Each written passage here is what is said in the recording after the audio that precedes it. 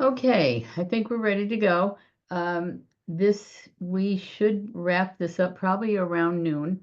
I have to say that the reason we're doing this is because it's something that you all asked for. So I hope that it is beneficial to you.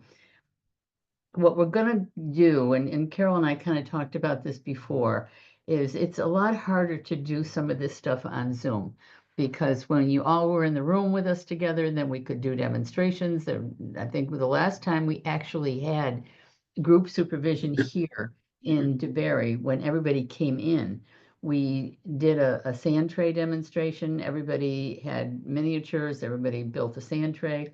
It's a lot easier to do some of this stuff when we're in person, but I don't see those days coming back anytime soon. So we're going to do the best we can. But what we did was pick out several interventions that we use for helping kids feel safe, helping kids to deal with trauma. And just so you know, almost all of these are on the YouTube channel under the playlist for clinical interventions. There's, I think everything that I'm using in this training, we have on our YouTube channel. So if you don't get it one way, you'll get it another. So let me share the screen.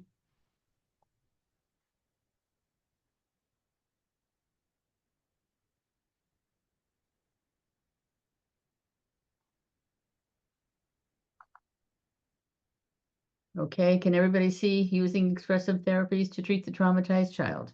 Yes. Everybody got it? Okay, good.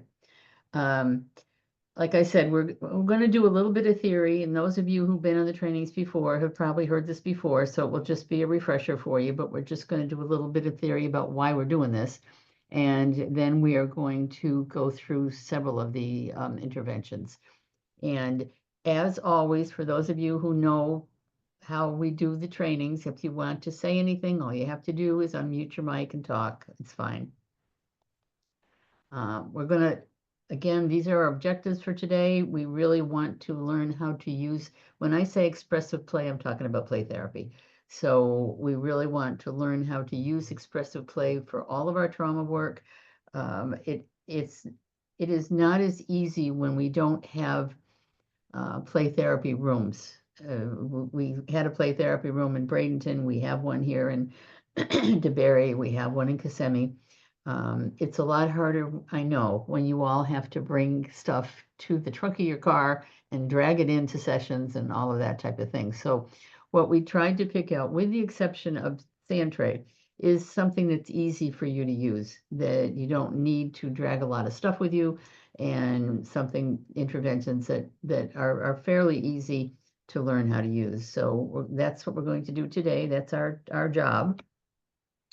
We're going to do the house tree person, which when I went to look for examples of house tree persons, I discovered that I don't have any in my repertoire that has all three of these in one person, so in one picture. If any of you do, and you can send it to me, I would appreciate it. I have house drawings, I have person drawings, but I don't have the kind of traditional where you have the house tree person in one picture.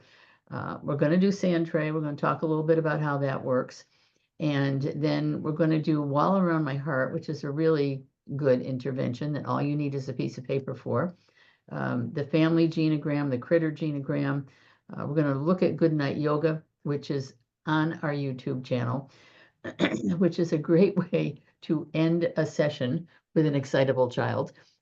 We all know that if we're in school doing things in school, we can't exactly have kids agitated at the end of a session and then send them back to geography or math or wherever we're sending them. So we have to have some good techniques for closing up sessions. And for those of you who know what I'm talking about, when foster parents say to you, all you did was play with the child, I know they don't understand what you're doing, but you really have to have that, like when you look at your clinical hour, you got about 10 minutes to get the kid in, get them settled down, get them invested in what you're going to do with them. And then you got about 40 minutes in the session where you're going to do the actual work. But then you have to have closing techniques. You've got to have something to do. to close things down at the end. And I think Cheyenne and I were talking yesterday about a little boy that she tries to read a book to at the end of the session, and that isn't working so well right now because he doesn't want her to go. So now we have to find other techniques to close her session down so that she can leave him in a less agitated state. And we're going to end with the Family Shield, which is a great intervention at the end of therapy. After you've done your work and you feel like you've been successful, you feel like the family's been successful, it's a very positive, affirming technique to use at the end of your work. So that's what our job is today. So we're going to look at what we're doing with our kids because we do not have very many kids that we serve that are not maltreated kids. And we all know that they have commonalities. And again, this is review for those of you who have been with us before, but we know that all maltreated kids have early onset trauma. There's very few of our kids, excuse me, when we look at their histories that did not have something happen to them in the early years of their life. Whether it was separation from their caregivers, whether mom and dad were on drugs, whether they were incarcerated, whether they overdosed and died. But almost all of these kids have had separation from caregivers in the early years of their life. And most of our kids have multiple placements. I would like to think that our child welfare systems were less chaotic than they were 40 years ago, but for any of you who've been in the field for a while, you know that that just has not happened. The inherent nature of child welfare is an imperfect solution to a very imperfect problem. So we're always going to have to deal with that. The kids are always going to have to deal with it.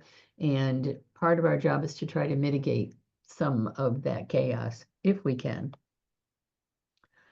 So we're going to look at our kids, this is a slide that Carol suggested I put in here because uh, when I say there's chaos, I probably am just so used to it that it doesn't occur to me that I need to kind of spell it out. But in kids in child welfare, they are often separated from their caregivers eh, at that stage when they're supposed to learn how to attach. But what does that chaos mean? Carol, do you remember having this conversation with me? Because you sent me some of this verbiage that multiple placements and chaos means multiple changes. And our very first family, when we had Circle of Friends, we started them in 2009, we had a sibling group of 4 little boys. And we were new to the system of child welfare mental health at the time. These kids were over in the Seminole County CBC, and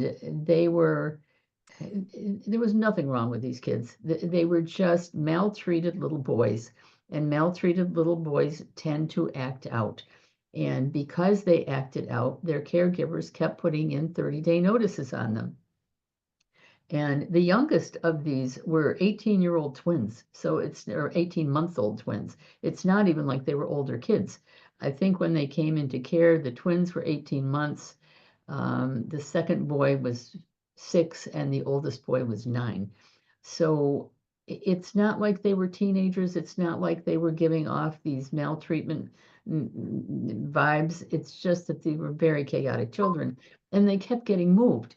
And at one point, I counted up 32 moves between these 4 kids because every time we had to change them, they had a new caregiver, they had a new foster caregiver. Then there was usually a new case manager because we know how that goes. They all had to go to new schools. They all had to change daycares.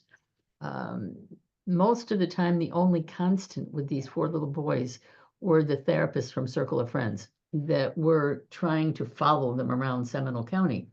But that's what system of care does. It's just chaos.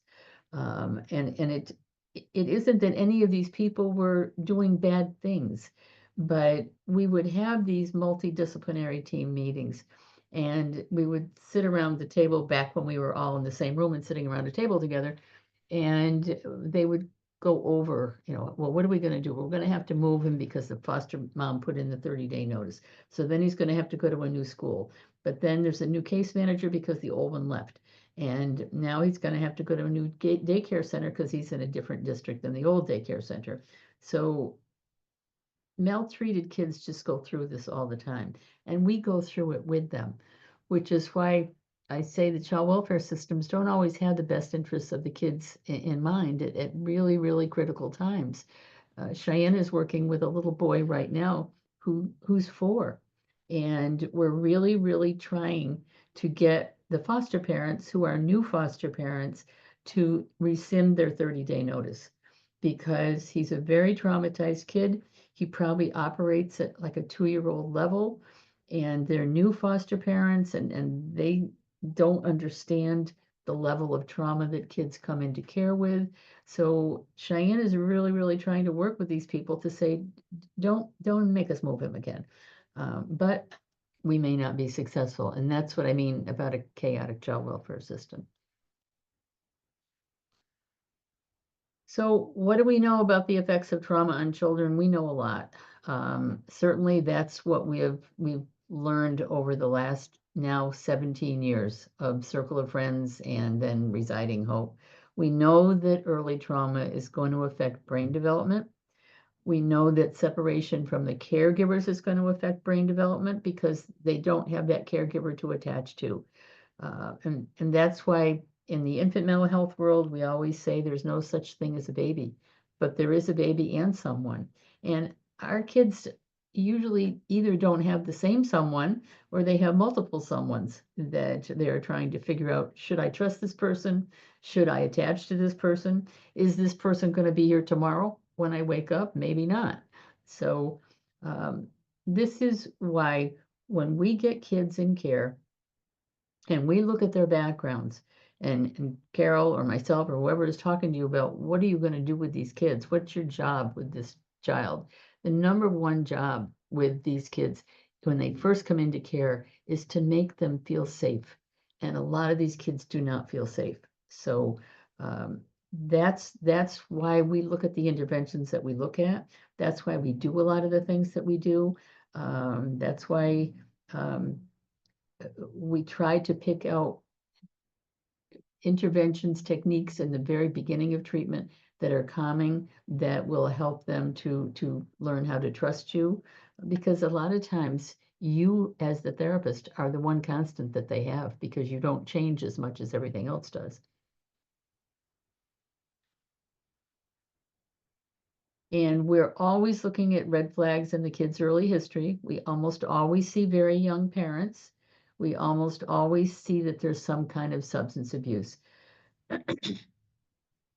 When we're trying to do the in-depths for the kids, the assessments for the kids that are under 6, the reason that I want you to really focus on the prenatal history, and sometimes you have to get it from the CBHAs, is that we're really trying to look to see what kind of a prenatal experience did this mom have. And there are very few now in the last, I don't know, maybe 10 years that have come in that haven't had some kind of substance abuse history. When we look at why these kids get removed, it's almost always 3 things. It's almost always substance abuse, domestic violence, and poverty. Those are the 3 that bring most of our kids into care. So we're usually looking at lack of prenatal care. And why don't these moms get prenatal care? And what happens when you go for your monthly checkup with your doctor? He's going to do a urine test on you, and you don't want that urine test because it's going to be dirty. So we just don't go. So they don't have a lot of prenatal care. Um, we're also really looking at prenatal history of substance abuse, and it depends on what the substance is. Uh, with a lot of kids that are born neonatally exposed, a lot of the kids that come in, they have cocaine in their system. Maybe they have something else in their system. Maybe they have methadone. Maybe they have fentanyl. The kids that come in that have something in their system, eventually they detox. They're probably going to be left with lack of regulation skills because most of our kids, that's why we think they all have ADHD, because that prenatal history of substance abuse does affect your brain in that way. The one thing we cannot recover from is alcohol. So I want you, when you're doing your assessments, to be very aware of what you're looking for here. because you're probably always going to see um, some kind of lack of regulation skill. And I hate to keep picking on Cheyenne. Cheyenne, I know you were just here yesterday, so we were just talking about this, but she has had a couple of very small children who were removed early in life, who both little boys and both had kind of the same presenting symptoms of lack of regulation, blowing up with triggers that made them blow up very quickly. The difference is that one of these kids had been in a very, very supportive adoptive home for over a year. And these adoptive parents had done a lot of the things that we try to teach our parents to do, which is to calm kids down and to use calming techniques. The other little boy that she just got hasn't had any of that. And they're the same age, same little boy, but with very different symptoms because the second little boy hasn't had the remediation that the first one did. So we're always going to be looking for separation in the first year because it almost always occurs. We're going to be looking at developmental delays in these infants, and important for you as therapists to be able to say to foster parents, these delays more than likely can be remediated if you work at them. So a lot of our job is to help foster parents and adoptive parents to understand that. In Cheyenne's little guy's cases, the first little guy had had all kind of remediation and had done remarkably well. The second little guy, I think, with the same remediation, would do the same thing.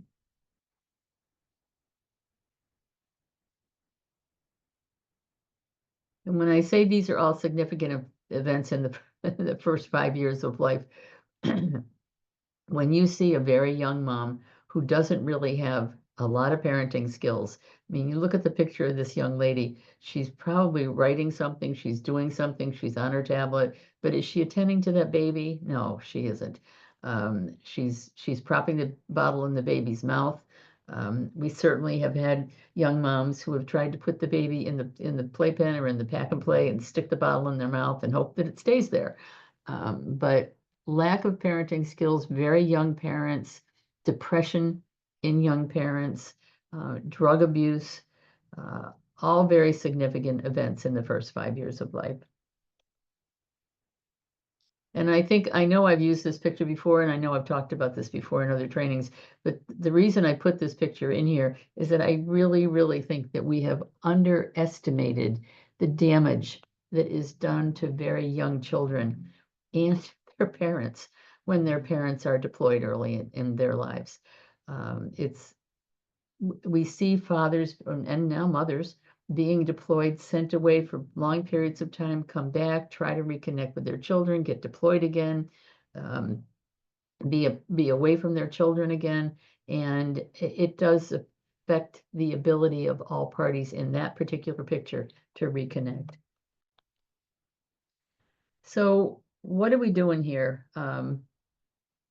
When we say maltreated kids are affected by early abuse, one of the things that you all are really good at is recognizing when some of these memories are not, they're not explicit memories.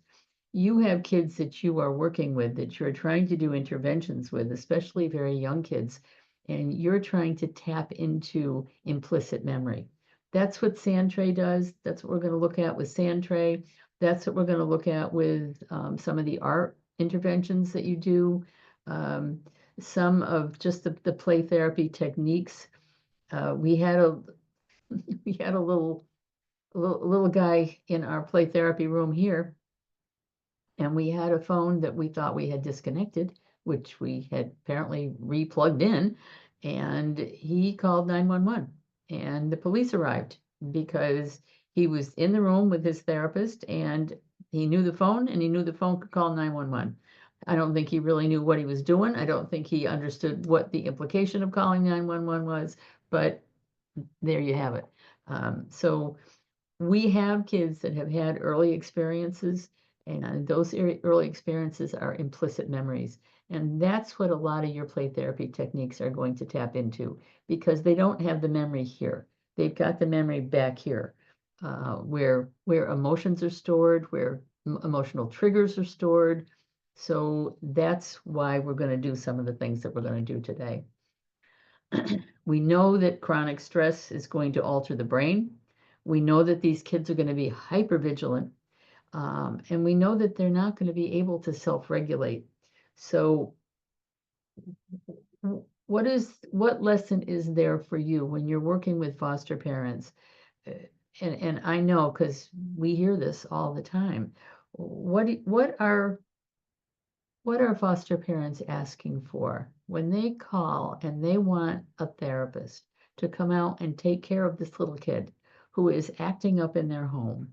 What is it that they're looking for more specifically now than they were 5 years ago?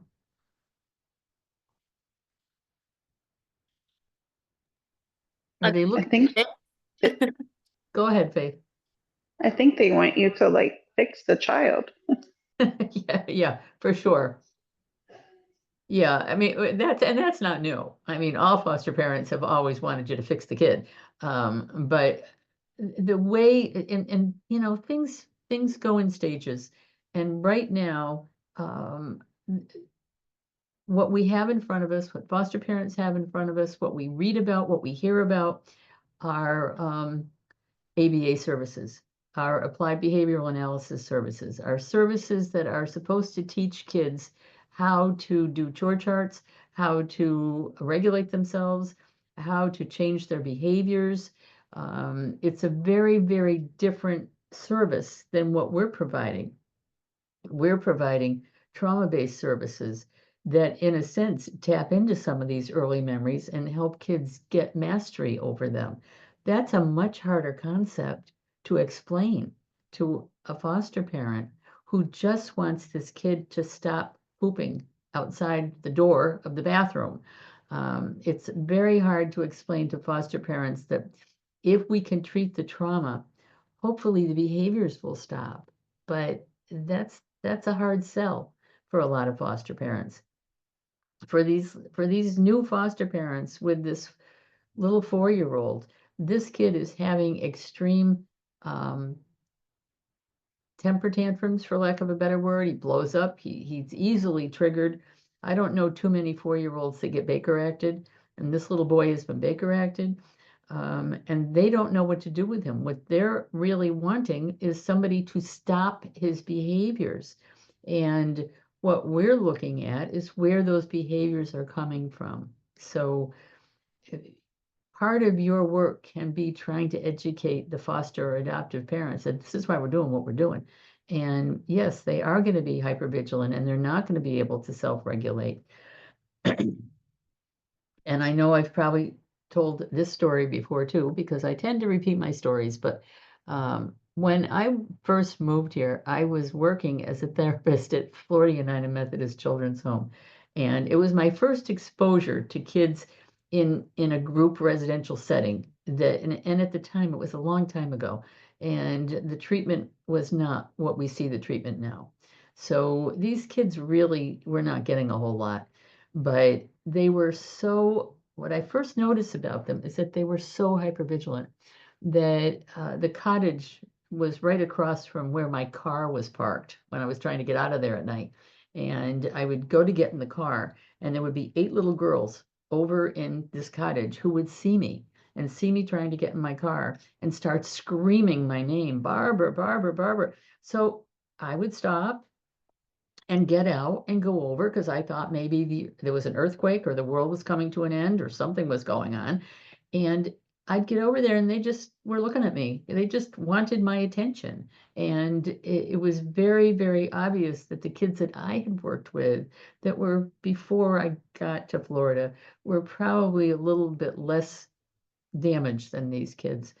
And one day I looked out the window of my office, and there were a group of kids that were sitting and they were taking some kind of a work break, but they were kids from the local middle school who had come over there as a public service type of thing. And I don't know what they were doing. They were weeding, they were cleaning the lawn, they were doing something.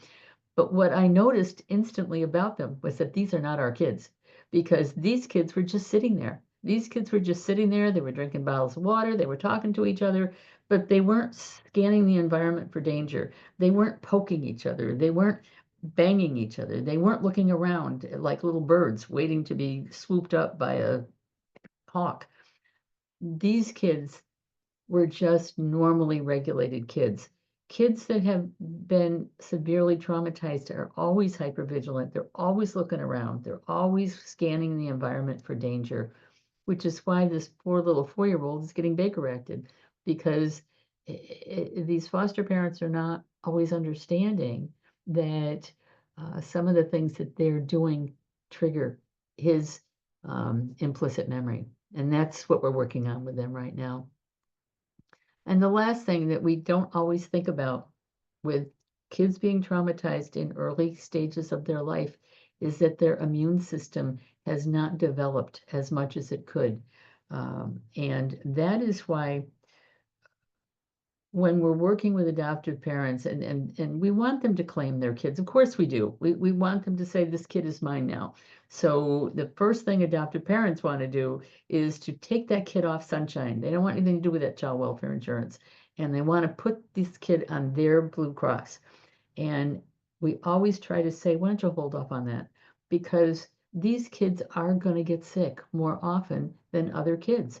And we know that through thousands and thousands and thousands of ACE tests replicated over the last 26 years. We know that trauma in early stages is going to affect your ability to be healthy as an adult. So if you look at the kids that we have and you look at the medical histories of these kids, they're all kind of similar, aren't they? They all have asthma, they all have allergies.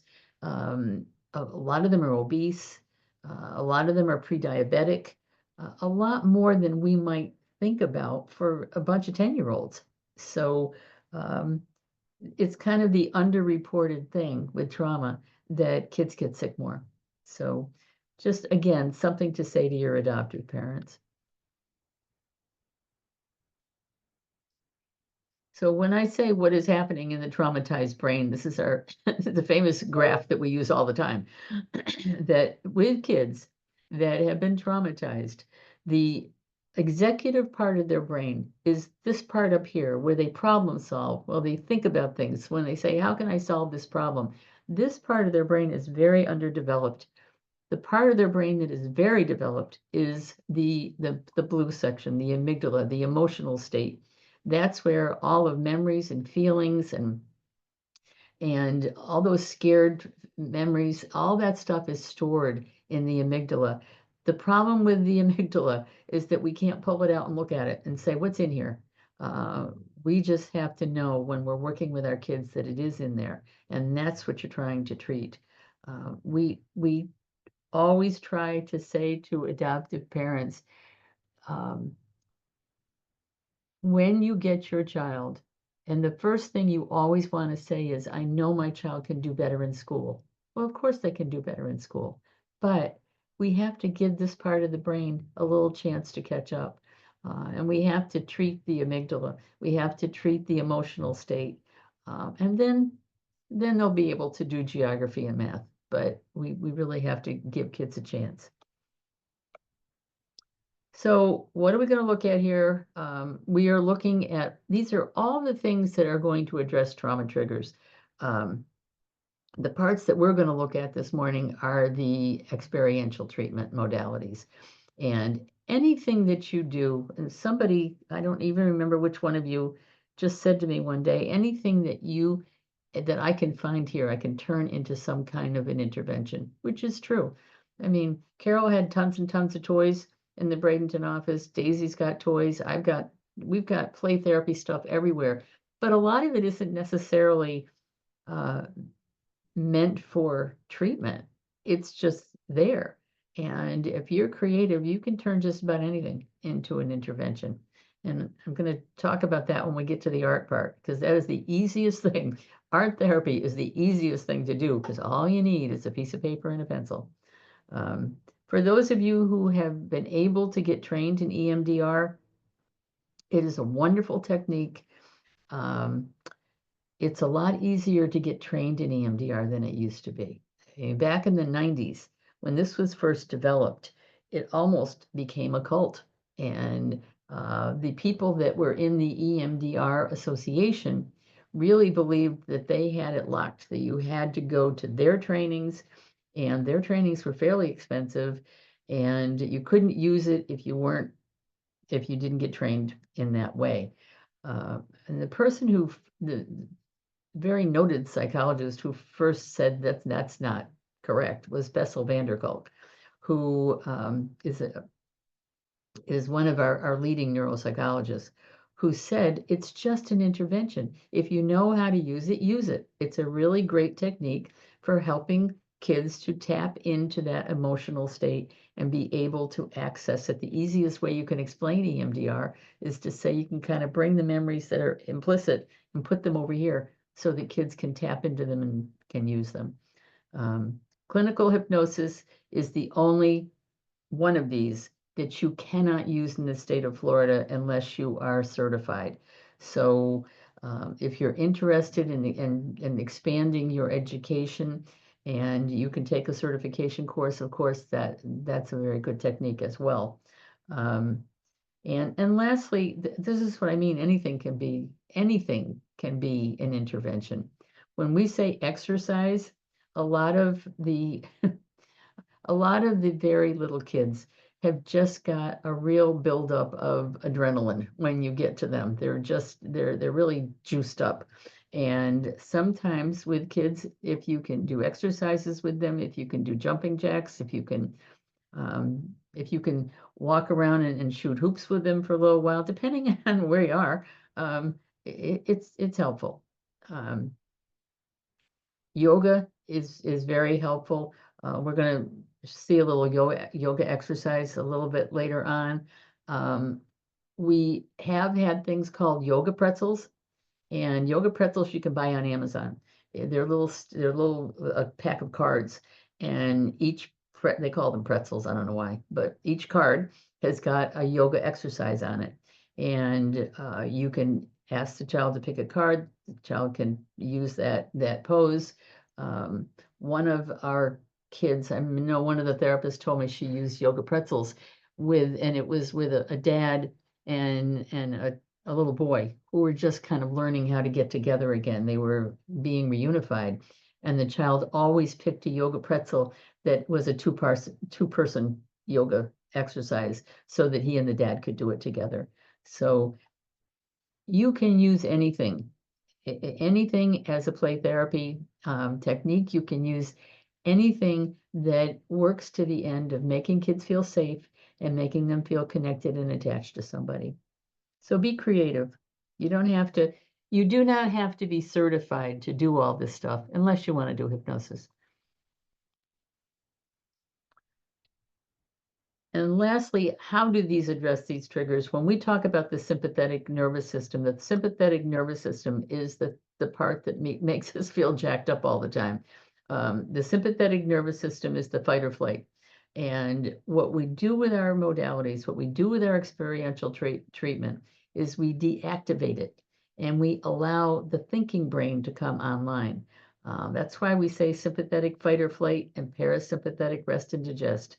If you activate the parasympathetic nervous system, that means you're activating the thinking part of the brain, the part of the brain that can tap into feelings of safety. What is it that Eric Gentry says for those of us who've gone through the CCTP, that you cannot, what is it that he says all the time? You can't experience threat in a relaxed body. So if you can get your kids to relax and you can get your kids to calm down, if you can deactivate the feeling brain and activate the thinking brain, then they'll be much more receptive to whatever it is that you're trying to do.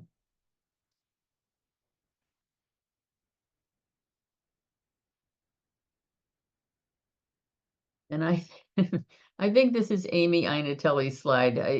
Over time, I can remember when we put certain slides in here. And Amy was, for those of you who remember Amy was a registered play therapist. And she really, really believed in play therapy. And she always wanted the therapist to understand that play was the natural language for children, that children express themselves through play, that children can tell you what happened through play. They can't sit down and say, let me tell you what happened to me yesterday, but they can do it through play. And Amy was our guru for registered play therapists, and she did a lot of our trainings before in play therapy techniques. And actually, some of the videos that you're going to see have Amy in them because she did a lot of our demonstrations for some of these things. So we're going to start the demonstration part of this. I'm going to get through, I think the way we'll do this so that we have time to do everything is that we'll do house tree person and sand tray. Then we'll maybe take a break and we'll go on to the rest of these. Now, if anybody has anything that you want to say, please feel free to say it. We have a whole collection of pictures that you have all sent to me over time of pictures that your kids have done. House tree person pictures, mostly draw a person. We have a lot of draw persons. We have a lot of draw a house. And we do learn a lot from these pictures. So we learn a lot from people doing sand tray. If you do a sand tray, and when we get into the demonstration part, we'll talk about this, how you do this, is that we always take a picture of a child's work. We take a picture of a child's work so that that work will be preserved. But then we do learn a lot from kids' work. So we're going to take a look at some of these. I know a lot of you have already seen this picture, and the reason that I use it is that house tree person does not have to be, I want you to sit down with this piece of paper and draw a house, draw a tree, draw a person. This little girl very clearly was used to the police coming to her house because this was a 9-year-old, and this therapist said, can you just draw me a picture of something that happened yesterday? Well, the mother had just been involved in a domestic violence accident. Now, if we were just going to look at the house, do you guys know anything about house tree person? Have any of you tried to use it with your clients and analyze what you get from house tree person? Anybody?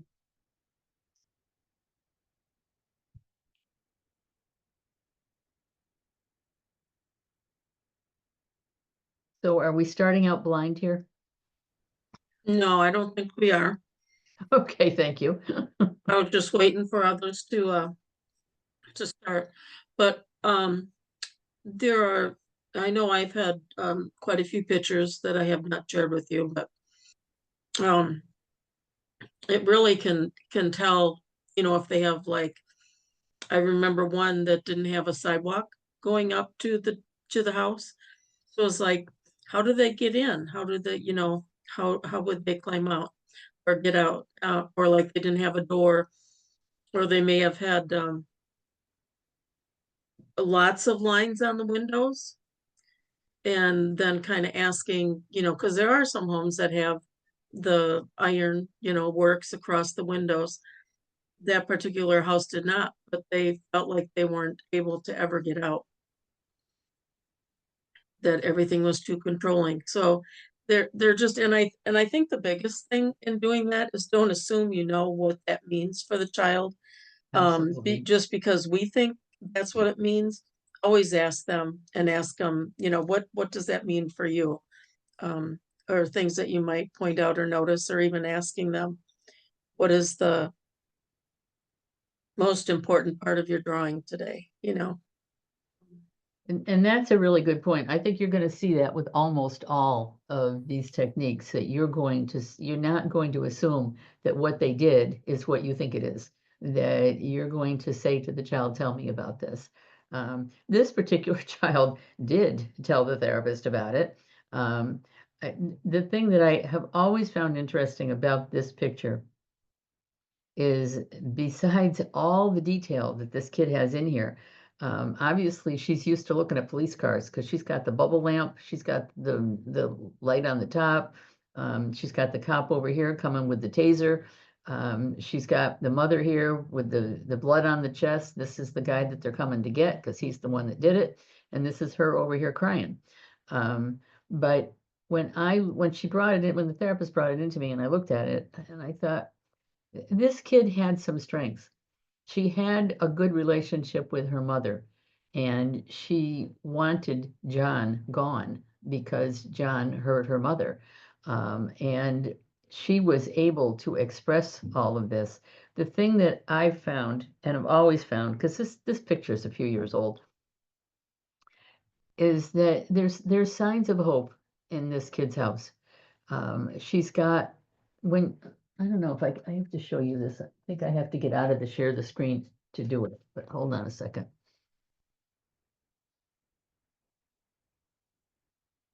Okay, we have this book here. This is the House Tree Person evidence-based manual, and I think you can see it. This comes with score sheets, and you can score your house tree person. Now, let me tell you something. When I first learned how to do this, it was a long time ago, and it wasn't an evidence-based technique at that point. I took it in an art therapy class, and the art therapist we would all have our kids draw pictures, and then we would come into the class and we would put them all up on the wall, and everybody would say, well, what about this? What about this? Eventually over the years, and I think this is, I think this is 1994. Eventually, this became an evidence-based treatment. And I'm sure it was based on thousands and thousands of these pictures that were developed over time. But you can go through this and you can score, for example, if you look at, let me put that back up again so you can see the picture.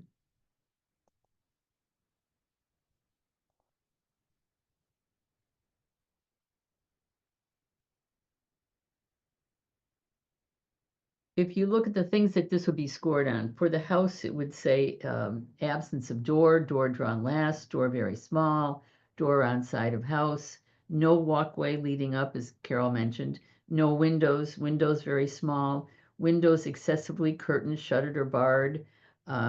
Those were all of the things, some of the things that you were scoring when you were looking at the house. This little girl, because I know her history, and I know what happened to her, that in the very moment that she drew this picture, she still had signs of hope. Um, we never assume that this moon up here or a sun in the corner is something hopeful. Sometimes it isn't. Sometimes if you ask a child and they don't feel sunny at all. This little girl drew a lot of stars in the sky, but you also see that she made it a very dark, she colored in the background because her world was very dark that night. But it was light coming out of her windows. Um, as Carol kind of pointed out, there's no walkway getting up here, but the cop is getting over there. That's the policeman. He's going to go over there and take care of John. And she had windows where you could see in. You could see into her. You could see into the mom. This was a more hopeful picture. And your kids don't have to be artists. That's not necessary. You just have to be able to look at what they did and say, tell me about this. Tell me about this moon up there. Tell me about this. Who is this? Who is this person going into the house? Um, Tell me about this little girl over here. If you can see, she wrote me. She wanted us to know that it was her. And she was crying. It's small, but if still have the real picture, she is crying because her mother is bleeding.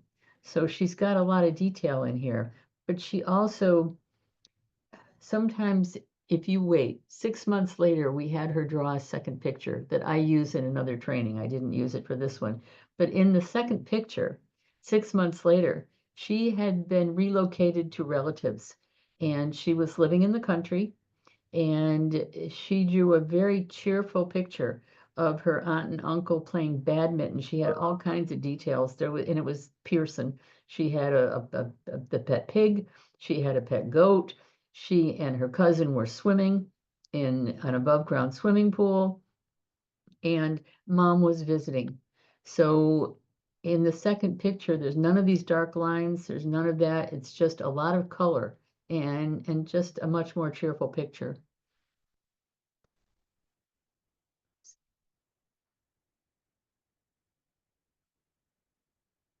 All right, look at this house. And this house, what do you notice about this house?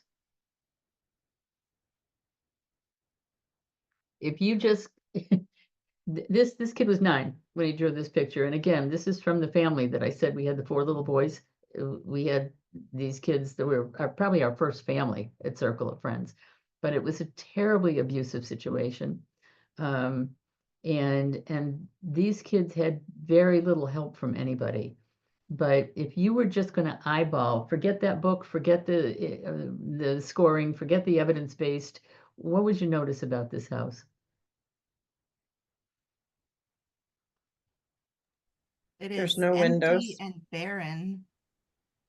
Say again, Bunny? It's empty, barren, no color, How do you get out? no exit. Yeah. No door or windows. Yeah, there's nothing in this. There's nothing in this house.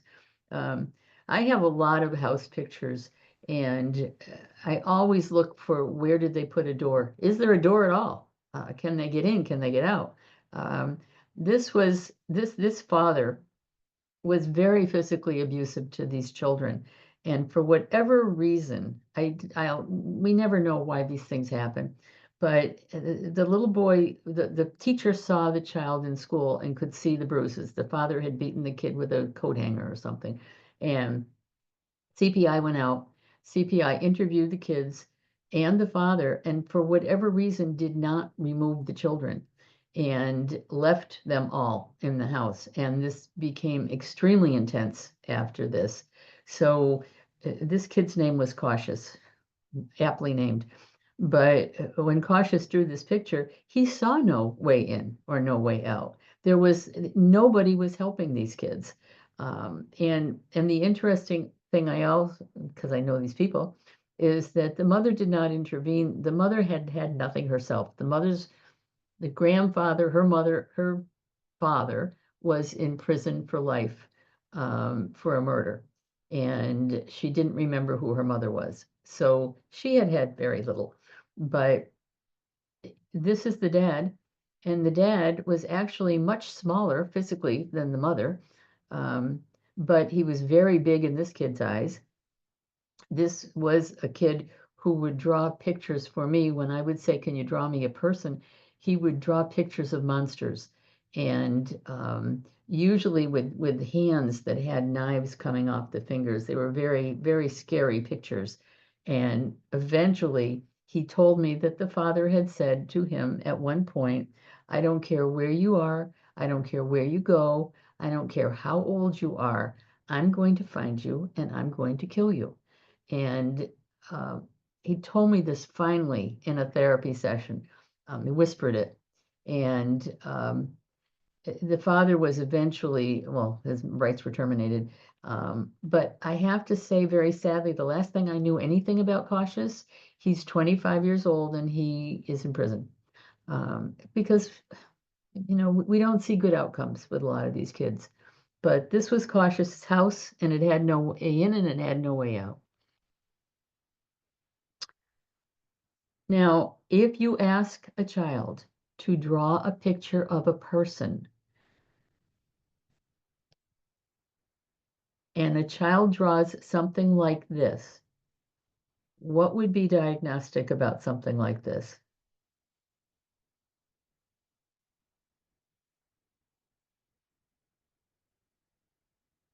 Do they look like people?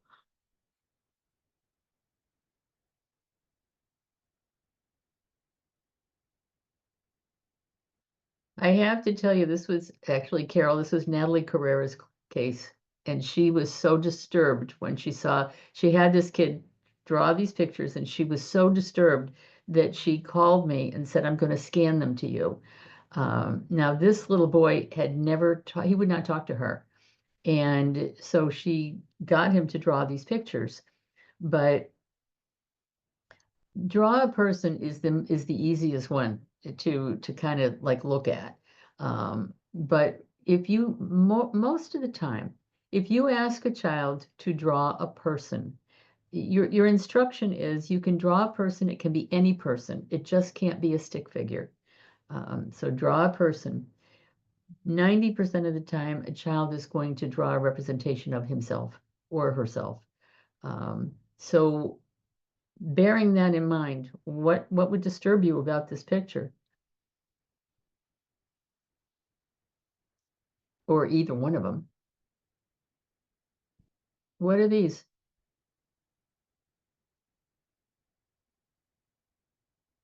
I'm assuming those are his hands and feet. Sort of, yeah. Just They're looking at the picture, it looks intrusive, like just fingers and toes very longer than the rest of the features of the bodies. and what's this? Can you tell what this is? I know it's sort of hard, but what are these things? Oops. Are they bangs? Yeah. Well, here's what I said to Natalie when I looked at this. I mean, we really were concerned about this little boy. Because another thing to know is that the father was still around. The father who had molested him had molested just about everybody, and he was still around. So this kid was not safe. He was not safe from the father. But what really, really bothered me about this little boy is that he was very small. He had been sexually molested by a father. He'd had no safety from the father. So he drew himself as that's not a person. That's the thing that bothered me about this, that these are not people. These are scary, disemboweled monsters. And the head is disconnected. That's actually, if you read what you're looking for with body image, head disconnected from a body is something that you would look at. Um, this is not human form. These are not human hands. These are not human feet.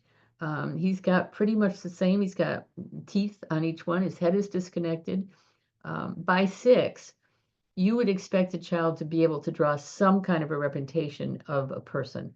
And he was not able to do that because I think this little boy really saw himself as a disconnected monster. And I don't know the end of this case because I think I'm not sure if they moved this kid. I don't know what happened. I know we didn't get to the end of this, but this was the last picture that he drew. He drew the other 2, and then he asked Natalie if he could have another piece of paper, and he drew this one without prompting. And this is not a human figure either. This almost looks like some kind of an animal. But the thing that disturbed me was that there's a hole right in the middle of this figure where one might expect genitalia to be. So we got a lot of concern about these pictures. The problem is that we couldn't do anything with them because then he moved. But I have always found these 2 pictures and this one to be some of the most disturbing of all of the draw persons that I've collected over time. When you have a child who draws himself or herself as a monster or something that isn't human or something that is outside of the normal realm, that is diagnostic and that is concerning. And I would challenge you, if you sit down with a piece of paper tonight and you say, I'm going to draw a picture and you will find that you will draw a representation of yourself. You usually draw something that you think about yourself, whether it's innately or figuratively. I did not bring the picture that I always show you guys of the the little girl that was the sexual abuse victim, the one who drew herself with the little clothes on and drew the Botoxy lips and the head. I didn't put that one in here, but that is a quintessential draw person.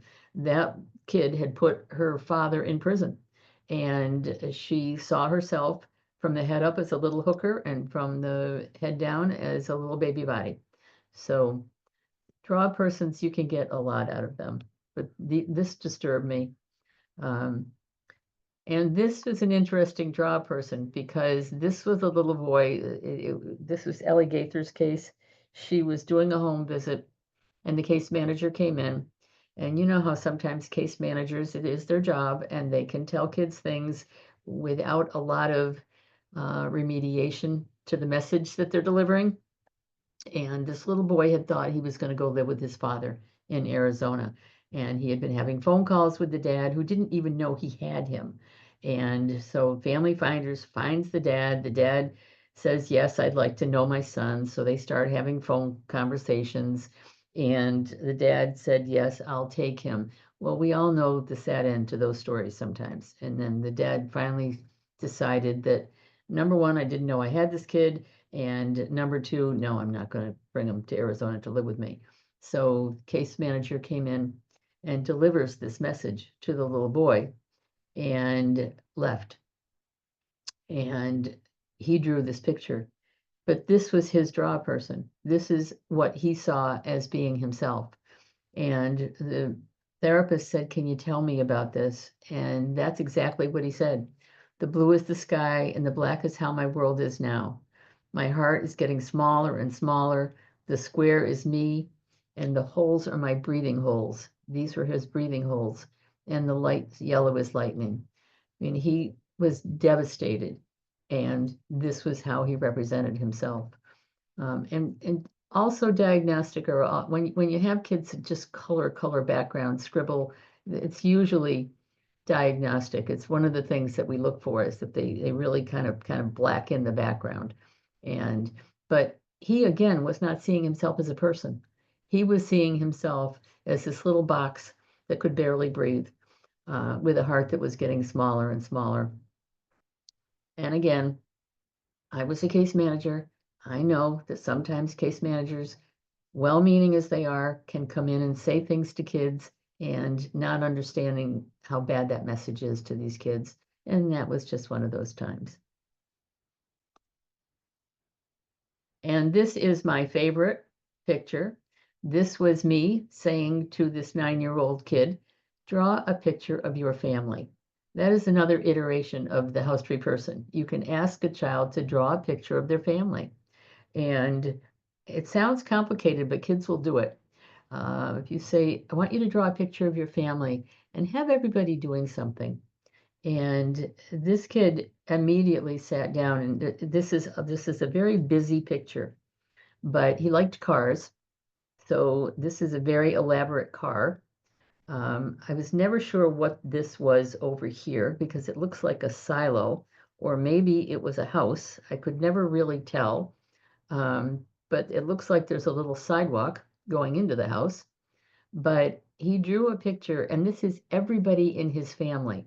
This is Cautious. I'm in there. There's Barb. There's Mom. And that was, I forget what that kid's name was. These are the twins. And then he put Mom in the back again. So he did all this. He really, really worked at this picture. And I was never sure about this either, because this doesn't look like a happy son. This looks like a sun that's dark. But I remember saying to him, what is this? And he said, I'm going to Candyland. We're going to Candyland. So the car is going to Candyland. And I said, what's in Candyland? And he said, there are no parents and there are no rules and nobody's going to hurt me in Candyland. So this is the boy that is 25 and in prison. So obviously something did hurt him, but I was absolutely amazed sitting there just watching him draw all that and get all that in there, because he wanted to go someplace where people weren't going to hurt him.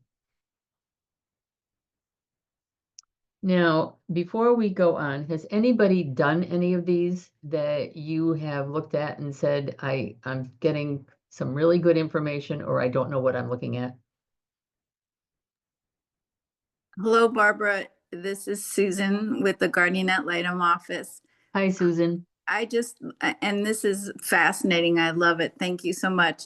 I just last week had a 9-year-old, just because we were trying to just have a nice visit and keep him engaged in things. And I brought some crayons and paper and asked him if he wanted to draw some pictures, and, didn't direct him.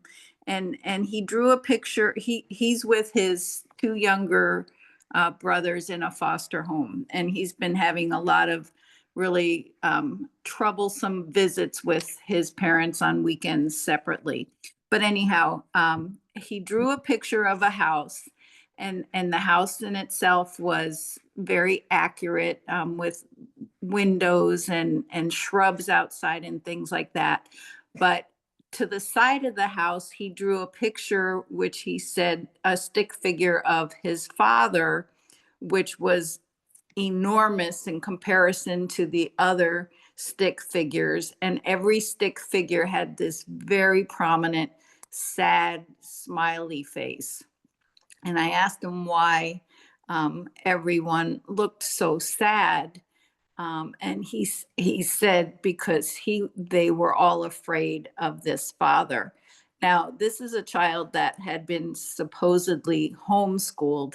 He can't really read or write, but oh boy, could he express what he wanted to share in that drawing. And we've actually got staffing coming up. We've showed this to case management and up the chain, because they're all pushing to reunify with the father. And so, but oh my gosh, you're so right. These pictures are so valuable. Thank you. That is amazing. And I'm so glad that Susan said that, because you do not need 4 initials after your name to do this. You really don't. I mean, it is amazing what kids will put on paper without prompting. And she did it beautifully. She just said, "You want to draw a picture?" You didn't say, "Draw a picture of your mean old father." You said, "Draw a picture." And there's so much that's diagnostic. I bought the book, and I bought the score sheets a long time ago, but I just find that the stuff just jumps right out at you. You don't have to really look too far to figure out what's in those pictures. And if you drew the father figure bigger, or disproportionately bigger than anything else, or disproportionately bigger in relation to the house, that's certainly diagnostic. With abusive parents, fathers, whatever, we always might see a hand that's really big, or like with cautious, the dad's hands had knives coming out of the end of them. They were really, you did not need 4 initials after your name to figure out these pictures. So, And with this picture, the fact that he had the father off to the side away from the home, I thought that was very telling. Whereas he put his little brother pictures kind of in front of one of the windows and things. So I thought, oh my gosh, this child. But we do have him in all kinds of therapy, and we're working diligently to help these kids recover from what they've been through. well, I think that's great. Thank you for sharing that. I really appreciate that. I have a whole folder of pictures that a lot of you have sent to me over time. That, in fact, Carol, I don't have the one that you sent the last time. When we did an art therapy roundtable a couple months ago, and we went through a whole lot of people's pictures, and we looked at them, and we analyzed them. And do you remember, Carol, you had a little boy that was successfully adopted and drew the most beautiful picture. We ended the art therapy roundtable with it, where he was talking about, was it the fish in the pond or something? It was just a beautiful, serene picture, and he was very happy. And she's looking blankly at me, Carol. I'm not. I'm trying to remember where I put it. I'll have to find it and resend it to you. No, I've got it. I've Oh, got it you do have it. Yeah, I've got it in the roundtable. Oh, okay. So, but it was just so diagnostic, because he was at peace, and she wrote the script on it of everything that he said about how he felt so peaceful now that this was over. So um, art therapy is probably the easiest technique to use. It really is. All right, let's do sand tray and then we'll take a break. Sand tray is probably the hardest one for me to do on this because I can't exactly get into the sand with you. But if you have a portable sand tray and you can have it in your trunk, and it doesn't have to be a great big one because sand can get heavy. But when we used to we used to have a little sand tray business here called Sand Trays by Amy, and we used to make them up, and people would buy starter kits. In fact, I think I've got one starter kit left sitting in the trunk in the play therapy closet. But we used to make up small Tupperware sand trays, and then we would have bags of the different miniatures, and the therapist would buy them. I think we were selling them for like $25, and then they would add their own miniatures to it as time went on. But it's a really, really effective intervention. I think Cheyenne has used it a couple of times in the play therapy room. It's just for portable therapists, it's hard because it's heavy, but it's a really, really good intervention. Kids will use it for a variety of reasons, but sometimes they just like putting their hands in the sand, and sometimes that whole sensory experience of running your hands through the sand can be very calming. We had one therapist who's not with us anymore, but she she did a sand tray, and then she wrote a DAP note and said and told us in group supervision that it wasn't successful, that it was terrible, that the kid didn't want to do it, and he wouldn't build a world in the sand, and all he did was play in the sand. Well, as I'm reading her note, it sounded to me like the child really was going through a sensory experience, and he was rubbing his hands in the sand, and he was talking to her the whole time. But as he rubbed his hands in the sand and as he rolled the sand around, he calmed down. And I remember sitting with her saying, this was a very successful intervention. It just wasn't what you thought it was going to be. Because if your goal was to have this child experience safety and calmness, it was a very good experience for him. But sand tray is, I've never found any kids that would not do sand tray. They really like it. So I'm just going to show you this little clip. This is Rose. This is a demonstration. When you're doing something for a demonstration, you can't use an actual child client. So this kid does not look like he's a real client, but it was a demonstration.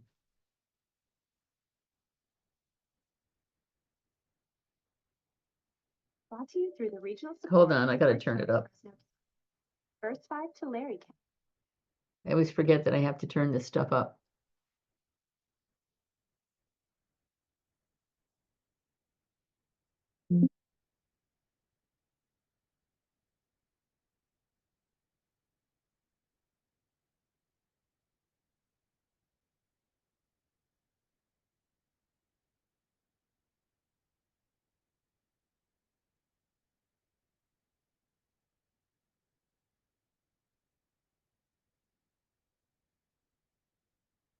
Brought to you through the regional support of First Five Fresno County, First Five to Larry County, and First Five Madera County. Because it's all about the kid.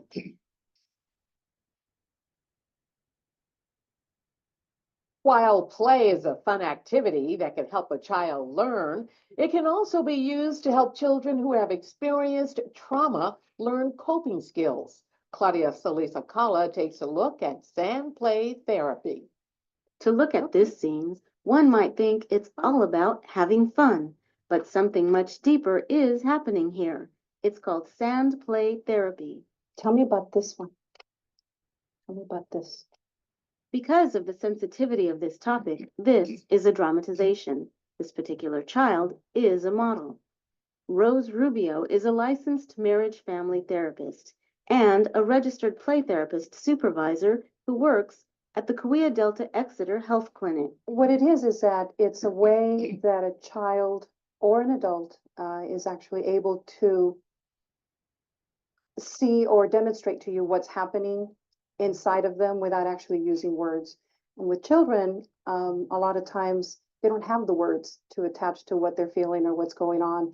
So this is a great way of being able to have them kind of demonstrate in a play sort of way, and let you know kind of some of the things that are happening in their lives. A child is asked to create a world in a sand tray using figurines and other assorted toys. Through this process, they are able to work out their problems in a safe environment. And to them, it's fantasy. But once you get to know the child, once you get to know what's happening or the reason that you're seeing them, it all starts kind of playing itself out within the tray. Play therapy can be helpful for children experiencing a wide variety of problems, ranging from bullying at school to divorce and different types of abuse. Maria Villagomez took her daughter in to see Rose for play therapy after she experienced a traumatic event. There was nightmares, there sure was nightmares, and there was physically and mentally, she was acting out violently to the other children and to herself, and she just wasn't herself. She says her daughter's behavior was having an effect on her other children, so she brought them in as well. But the scenes in the sand trays were dramatically different. My other children, they had made their sand tray, and theirs was more fun and, you know, fun and kid stuff, and hers was different, you know, people hiding in safe places, and it was weird, it was different.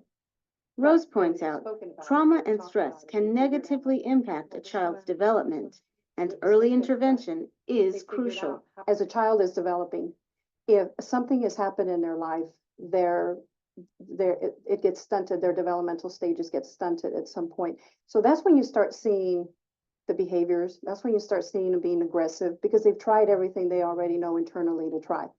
Whether it's playing it out, whether it's trying to use the words that they do have, the limited words that they do have. And once they're not able to, then at that point, then you start seeing the behaviors. She was scared of everything. Yeah, she was anxiety, and her eating habits, they all were off. You know, you could tell a big time, you know, there was a big difference in the way she was acting. She would put her castles where they were safe with the princesses, and she would call it herself, her safe place. This is a safe place and this is a bad side. Of course, when a child goes in for therapy, it doesn't always mean that they will play out a traumatic event or problem they are dealing with. There's some times where they come in and they're just wanting to play out their day. Maybe nothing happened throughout that day, or maybe there's nothing going on in their lives, but there's some behavioral issues, because they wouldn't come here if they weren't having some kind of a problem somewhere. What happens over here that they want to go through the light? Rose says the most important role of the therapist is to listen. I don't interpret. I don't assume that a dragon is the dragon. I don't assume that a dragon is going to be bad. I don't assume that it's going to have fire coming out of his mouth. The child tells me that. They're in control of what's happening. By confronting problems in a clinical play therapy setting that is non-intrusive and non-threatening, children are able to find healthier solutions. And when they say, "Can you help me?" I said, well, let's figure out a way that you can figure out how to do this. Let's figure out how you can do this by yourself. And they eventually do. So it starts building that inner strength. You know what? I can do this. Play is something that just comes naturally, and sand play therapy can benefit just about everyone. It's especially appropriate for ages 3 and up. The number of sessions needed to resolve the problem depends on the individual. Towards the end of the sand plays, they were actually a lot better. They were a lot better. They were more fun, different kid stuff, in which she was interested in, not stuff that she had to worry about. She's doing a lot better. She doesn't. She's not violent, and she eats better. And she talks about, you know, what she wants, instead of just acting out aggressively. Rose says the successes of the children she helps are the biggest reward. Thank you for sharing today, kiddo. I appreciate it. It was fun. Thanks, Claudia. For more information about sand play therapy, just log on to kbpt.org. It's always hard when you're trying to do these things to try to find some child to come in that won't look completely crazy, but then they don't look like there's anything wrong with them either. So that's, I think, what she was going through with that little guy. But sand tray is really a great technique. So I really encourage, if you're going to develop your own sand tray, if you look on the YouTube channel on your therapeutic interventions, there is a video there of Amy talking about setting up a sand tray kit, in which she goes through the different elements that you need. You have to have different elements in your sand tray starter kit. You always have to have a baby. We used to buy the babies from Toys of the Trade because all the sand tray kits had babies in them. You have to have architectural elements, maybe some threatening, aggressive animals, some domestic animals. You don't even really need people as much as other elements. There's always soldiers. We used to buy those big tubs of soldiers from Toys R Us that had all the soldiers in them, or the dinosaurs. But there's a whole method to setting up the sand tray. So if you want to set up a sand tray for your traveling roadshow, look at that video and it'll help you out. I just wanted to add, Barbara, I use the sand tray quite frequently, and in there's the most popular items, a little miniature set of handcuffs, the Yeah. police car, and then for kiddos with grief and loss, a coffin, and a little cemetery stone. So yeah, it really, there's so many different toys that are important to put in there. Yeah, and what Bonnie's talking about, there is a specific website called Toys of the Trade, and you can get all of that stuff on Toys of the Trade. You can get coffins and beer bottles, and it sounds ridiculous, but that's what you're dealing with, kids who've gone through all this stuff. So the handcuffs, the coffins, um, the drug paraphernalia, all of that stuff, they are the most frequently used in your sand tray kit. So I'm going to show you a couple here, but you don't have to have tons and tons, but you have to have enough of the different type of elements so that your kid can build a world and you can make something out of it. So but yeah, I don't think that's not surprising, Bonnie. I think I know that Bonnie uses it. Anybody else? I know Cheyenne, you've been trying to use it at the office.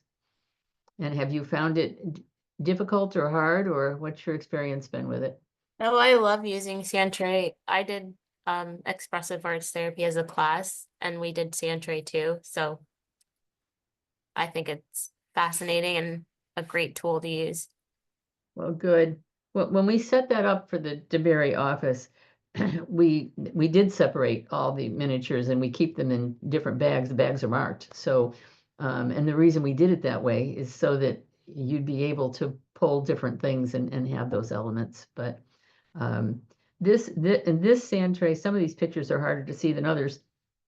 This kid actually was living over at Florida United at the point that we had this sand tray. He was a sexual trauma victim. And when he built his sand tray, he told the therapist that he was hiding in this house. We always have houses if we can. But he was hiding in this house, and this was the security guard. The security guard was there to protect him. He told the therapist what was in this. He said, "This is protecting me. This is a fence around this." And these animals, this is a big horse, this is a lion. He described these animals as protecting him, that they were all around him. These soldiers, this is why we always have those little cheap plastic soldiers. The soldiers were protecting him. But he did not think that whoever was in this house was being protected at all. And he was able to say, "I'm safe over here, but whoever's over here, they're not safe at all." And he didn't feel safe. This was a kid that that had been a sexual trauma victim. His relatives were in a foster home, I think in Sanford, and the relatives didn't want him because for whatever reason, they didn't want him. He was the boy, and they didn't want him. They wanted the little girls. So he did not feel safe at all.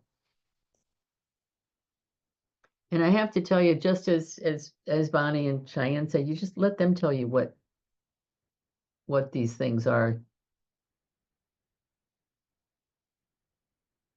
This is my favorite sand tray because you see, this is a little tiny Tupperware. This isn't even a big one.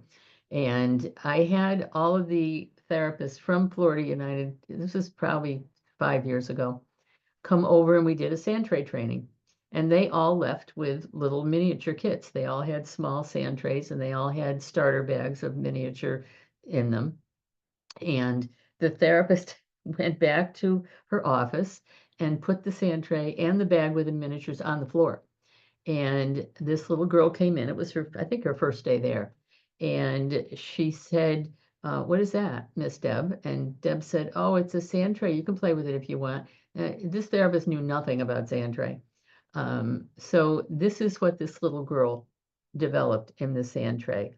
And if you gotta look, this is the baby. It's hard to see, but the Toys of the Trade has little tiny babies. You can buy them in bags of like 6.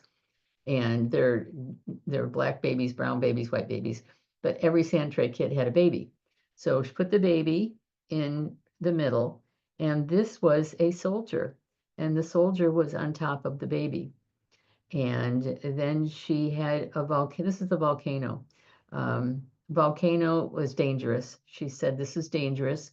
And she said, so the therapist is doing paperwork and she looks down and sees that the kid is doing this. So she said, well, tell me what's happening here. And the kid said, well, the perpetrator is on the baby. So now the therapist's ears perk up. She looks at the sand tray and she said, the perpetrator is on the baby. And the kid said, I don't want to talk about it. Well, this kid was not being admitted for sexual trauma. This kid was being admitted because she was living with the mother. The mother said the kid was a problem. I don't even know the details, but it was her first day. She was not being admitted because she was a victim of sexual abuse. She pretty much told the therapist that this is what's going on here. And then she wouldn't talk. After she built the sand tray with the soldier on top of the baby with sort of this protective stuff going on around it, and there's got some soldiers here, then she wouldn't talk about it. Well, she later had an outbreak of genital herpes. So then we realized that she was a victim of sexual trauma, and then treatment could proceed. But this therapist knew zip about sand tray. She didn't know anything about it. It was just sitting on the floor of her office. So and when I say you don't have to have 4 initials after your name, maybe you just have to have the sand tray around because the kid was more than willing to work with it. And we would call this an aggressive world. Sometimes when you're doing sand tray and you're analyzing your sand tray, you're analyzing what kind of a world did this child build? And there are aggressive worlds, there are scary worlds, there are safe worlds, there are sad worlds. Sometimes a kid will tell you what the world is, but this little kid had witnessed domestic violence, and he was able to say his world was very scary. These are all scary elements. He's got a tank here, he's got a police car, everything is jumbled up together. There's the volcano. There are the soldiers around the whatever this truck is. There's a soldier up on top of the police car. The only safety that this kid was able to identify was that he had put a little fence around this little safety area, and these people were safe. But he described himself. He said, I'm here, but I'm over here in the corner, and these animals are protecting me. So, and I know it's a blurry picture, but I think that was a tiger, and that was another kind of an aggressive animal. But when we looked at this and analyzed it afterwards, we did say this is an aggressive world. This is a scary world for this kid, and he's not seeing much safety. It's jumbled, it's chaotic. There's a lot of aggressive elements in this.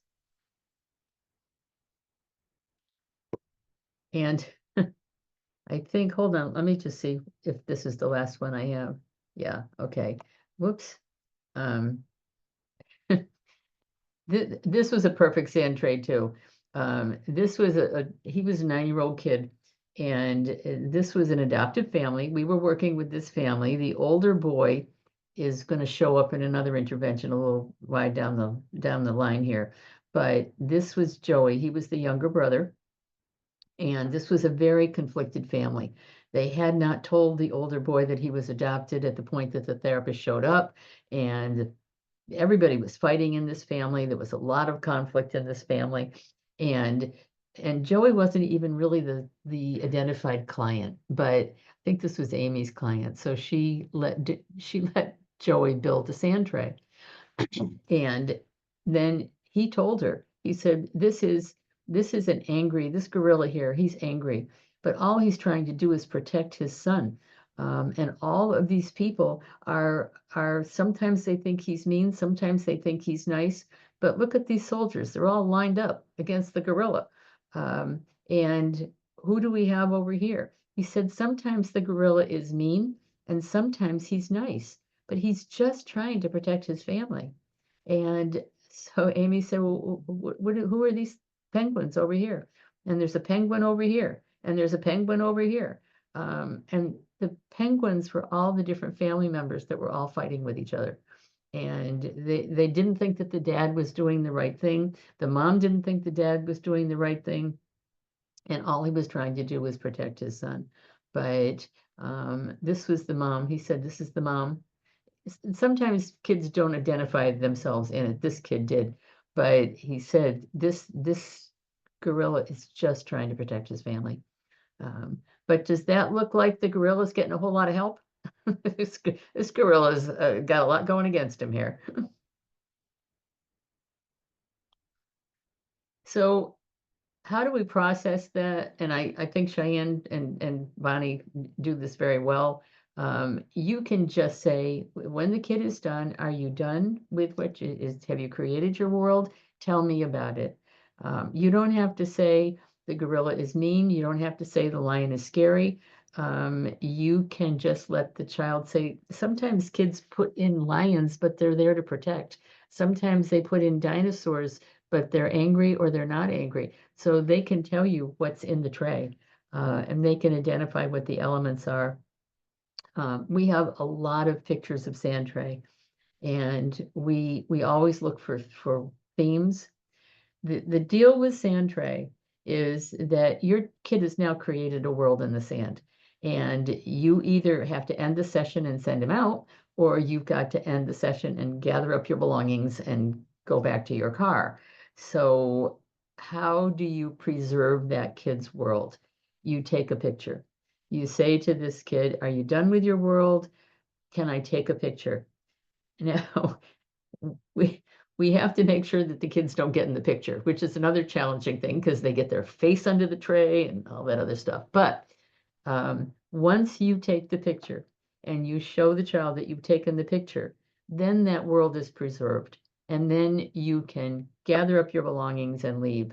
But and then I would say, if you take the picture, send me the picture and then tell me what you see, because we all learn from each other, which is why when we did that art sand tray roundtable, we all learned from each other. We looked at each other's pictures, we looked at each other's sand trays, and we said, what are we learning here about these kids? Because again, they're not going to say, let me tell you the story of my life. They are going to build that life and that world in the sand tray. Okay, oh my gosh, it's 20 of 11. Why don't we take a 10-minute break? You guys come back at 10 of 11, and then we'll do the rest of this. How does that work? Great, thank you.